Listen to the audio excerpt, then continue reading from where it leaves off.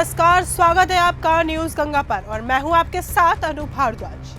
आज एक बेहद ही अहम बयान दलितों के नेता कहे जाने वाले नगीना सीट से सांसद चंद्रशेखर आजाद ने दिया, जिन्होंने राज्य सरकार और पुलिस प्रशासन को सीधी चुनौती दी है। आजाद, जो सामाजिक न्याय के लिए लगातार संघर्ष कर रहे हैं, उन्होंने प्रशासन पर जातिवाद और भ्रष्टाचार के आरोप लगाए हैं। उन्होंने कहा कि जब हम अपने समाज को न्याय दिलाने के लिए खड़े होते हैं तो हमें ना किसी का डर होता है, ना कोई हमारी आवाज को दबा सकता है।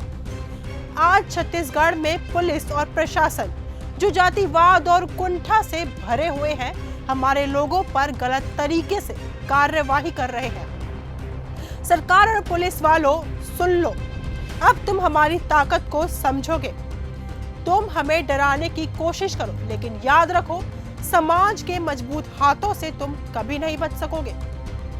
चंद्रशेखर आजाद ने यह भी बताया कि ये आंदोलन किसी भी कीमत पर खत्म नहीं होगा। उन्होंने चेतावनी दी कि यदि सरकार और पुलिस ने अपनी गुंडागर्दी पर रोक नहीं लगाई तो वह संसद में इस मुद्दे को उठाएंगे।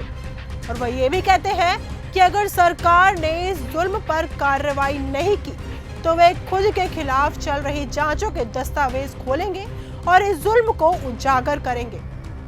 जब मैं दिल्ली जाऊंगा तो मैं पूरे देश को दिखाऊंगा कि हमारे हाथ कितने लंबे हैं।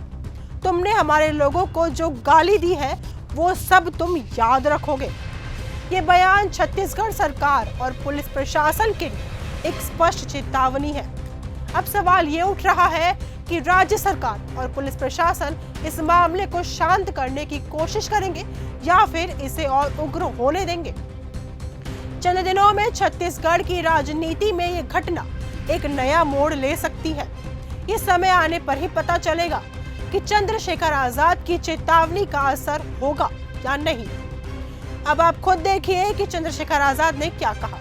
पूरे देश को जानना चाहिए कि छत्तीसगढ़ में क्या चल रहा है। छत्तीसगढ़ की पुलिस और एडमिनिस्ट्रेशन जातीय कुंठा को ध्यान में रखते हुए जिस तरह से रात के अंधेरे में हमारे लोगों को गिरफ्तारी के नाम पे पकड़ने के लिए जाता है और घर में रहने वाली हमारी बहन बेटियों को गलत नीयत से देखने का काम करता है, छूने का काम करता है, इस गुंडागर्दी का अंत होगा।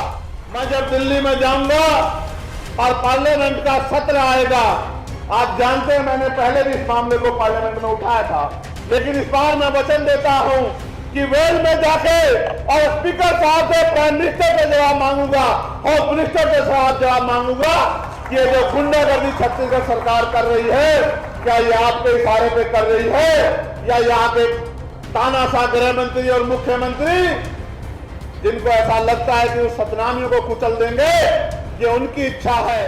ये घटना प्रदेश के प्रशासन और सरकार के लिए गंभीर चुनौती बन सकती है। अब देखना यह है कि चंद्रशेखर आजाद की चेतावनी का असर होगा। क्या राज्य सरकार और पुलिस प्रशासन इस संघर्ष को शांत करेंगे या आंदोलन को और उग्र होने देंगे? इस पर हम अपनी नजर बनाए रखेंगे और आपके साथ साझा करते रहेंगे। फिलहाल के लिए इतना ही। देखते रहिए न्यूज गंगा। ऐसी ही खबरों को सुनने और देखने के लिए सब्सक्राइब करना बिल्कुल मत भूलिएगा चैनल न्यूज गंगा। खबरें अच्छी लगी तो लाइक का बटन दबाना बिल्कुल मत भूलिएगा। कमेंट बॉक्स में टाइप भी कर सकते हैं और हाँ, शेयर करना भी बिल्कुल मत भूलिएगा।